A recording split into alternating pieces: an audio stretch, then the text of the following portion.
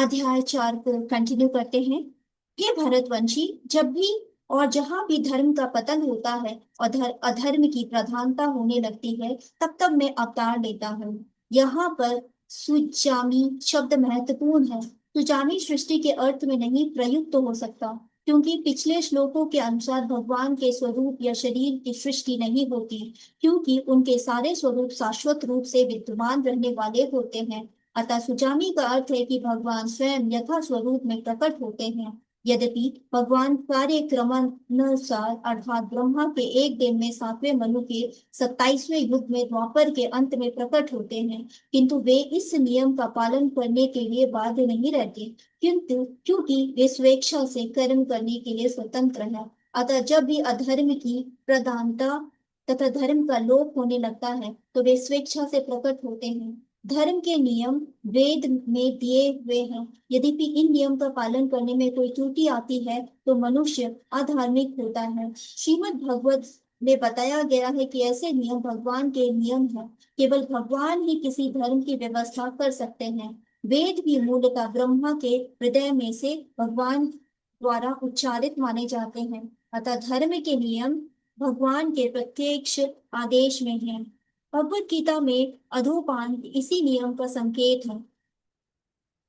वेदों का उद्देश्य परमेश्वर के आदेशानुसार ऐसे नियम की स्थापना करना है, और गीता के अंत में भगवान स्वयं आदेश देते हैं कि सर्वोच्च धर्म उनकी शरण ग्रहण करना है। वैदिक नियम जीव को पूर्ण शरणागति की ओर अग्रसर कराने वाले हैं, और जब भी असुरों द्वारा इन नियमों में व्यवधान आता है, तभी प्रकट भगवान प्रकट होते हैं। श्रीमद् भागवत पुराण से हम जानते हैं कि बुद्ध कृष्ण के अवतार हैं, जिनका प्रादुर्भाव उस समय हुआ जब भौतिकवादी का बोलाबाल था, और भौतिकवादी लोग वेदों को प्रमाण बनाकर उसकी आड़ ले रहे थे। यद्यपि वेदों में विशिष्ट कार्यों के लिए पशु बलि के विषय में कुछ सीमित विधान थे, किंतु आसुरी वृत्ति वाले लोग वैदिक नियम का संदर्भ दिए बिना पशु बलि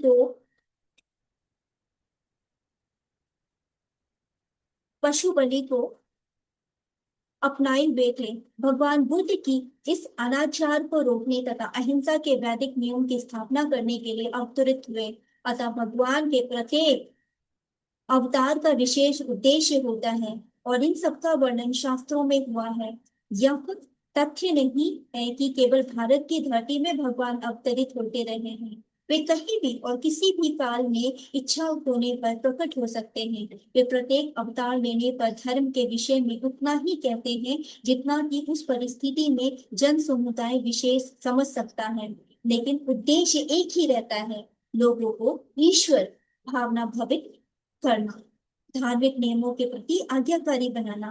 कभी वे स्वयं प्रकट होते हैं, तो कभी अपने प्रामाणिक प्रतिनिधि को अपना पुत्र या दास के रूप में भेजते हैं, या वेश बदलकर स्वयं ही प्रकट होते हैं।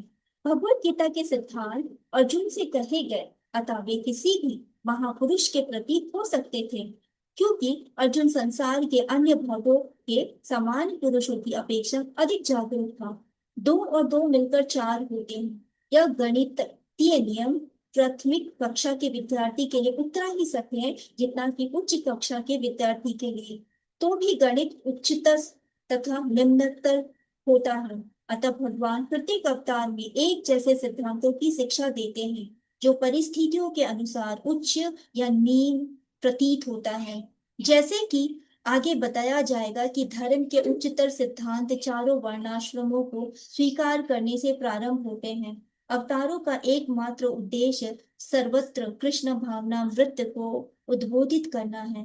परिस्थिति के अनुसार यह भावना वृत्त प्रकट तथा अप्रकट किए होता है। आगे बढ़ते हैं दोस्तों। भक्तों का उद्धार करने, दुष्टों का विनाश करने तथा धर्म की फिर से स्थापना करने के लिए मैं हर युग में प्रकट होता हूँ। इसका तात्पर्य है, भगवत गीता के अनुसार साधु यानी पवित्र पुरुष कृष्ण भावना भवित व्यक्ति है। आध्यात्मिक लोग लगने वाले व्यक्ति में भी यदि पूर्ण कृष्ण चेतना हो, तो उसे साधु समझना चाहिए। दुष्ट कृत्य ताम उन व्यक्तियों के लिए आया जो कृष्ण भावनावृत्त की परवाह नहीं करते। ऐसे दुष्ट काम या उपद्रवी मूर्ख तथा अधम व्यक्ति वाले कहलाते हैं। भले ही वे सांसारिक शिक्षा से विभूषित क्यों ना हो, इसके विपरीत यदि कोई 100% कृष्ण भावना वृत्त में लग गया है तो वह विद्वान या सुसंस्कृत ना भी हो, फिर भी वे साधु माना जाता है। जहां तक अनीश्वरवादियों का प्रश्न है, भगवान के लिए आवश्यक नहीं कि वे इनके विनाश के लिए उस रूप में अवतरित हो जिस रूप में वे रावण तथा कंस के वध के लिए हुए थे। भगवान के ऐसे अनेक अनुचर हैं जो असुरों का संहार करने में सक्षम हैं, किंतु भगवान तो अपने उन निष्काम भक्तों को तुष्ट करने के लिए विशेष रूप से अवतार लेते हैं जो असुरों का द्वारा निरंतर तंग किए जाते हैं। असुर भक्त को तंग करता है, भले ही वह उसका सगा संबंधी क्यों ना हो। यद्यपि प्रहलाद महाराज हिरण्यकश्यप के पुत्र थे, किंतु तो भी वे अपने पिता द्वारा उत्पीड़ित थे। इस प्रकार कृष्ण की माता देवकी यद्यपि कंस की बहन थी, किंतु उन्हें तथा उनके पति वासुदेव को इसलिए दंडित किया गया था क्योंकि उनसे कृष्ण को जन्म लेना था। अतः भगवान कृष्ण मुख्यतः देवकी के उद्धार करने के लिए प्रकट हुए थे, कंस को मारने के लिए नहीं, किंतु वे दोनों कार्य एक साथ संपन्न हो गए। अतः कहा जाता है कि भगवान भक्त का उद्धार करने तथा दुष्ट असुरों का संहार करने के लिए विभिन्न अवतार लेते हैं। कृष्णदास कविराज कृत्य चैतन्य चरित नृत्य के निम्नलिखित श्लोकों का से अवतार के सिद्धांतों का सारांश प्रकट होता है। जैसे कि अवतार अथवा ईश्वर का अवतार भगवत धाम से भौतिक प्रकटाई हेतु होता है। ईश्वर का यह विशिष्ट रूप है जो इस प्रकार अवतरित होता है और अवतार कहलाता है। ऐसे अवतार भगवत धाम में स्थित रहते हैं। जब वे भौतिक सृष्टि में उतरते हैं तो उन्हें अवतार कहा जाता है। अवतार कई तरह के होते हैं, जैसे पुरुष अवतार, पूर्ण अवतार, लीला अवतार, शक शक्ति वेश अवतार, मन अवतार तथा युग अवतार। इन सब का इस ब्रह्मांड में क्रमानुसार अवतरण होता है, किंतु भगवान कृष्ण आदि भगवान हैं और समस्त अवतारों के उद्गम हैं। भगवान श्री कृष्ण शुद्ध भक्तों की चिंताओं को दूर करने के लिए विशिष्ट प्रयोजन से अवतार लेते हैं, जो उन्हें उनकी मूल वृंदावन लीलाओं के रूप में देखने के उत्सुक रहते हैं। अतः कृष्ण अवतार का मूल उद्देश्य अपने निष्काम भक्तों को प्रसन्न करना है। भगवान का वचन है कि वे प्रत्येक युग में अवतरित होते रहते हैं। इससे सूचित होता है कि वे कलयुग में भी अवतार लेते हैं। जैसे कि श्रीमद् भगवत में कहा गया है कि कलयुग के अवतार भगवान चैतन्य महाप्रभु हैं, जिन्होंने संकीर्तन आंदोलन के द्वारा कृष्ण पूजा का प्रसार किया और पूरे भारत में कृष्ण भावना व्रत का विस्तार किया। उन्होंने यह भविष्यवाणी की कि संकीर्तन की यह संस्कृति सारे विश्व के नगर नगर तथा ग्राम ग्राम में फैलेगी।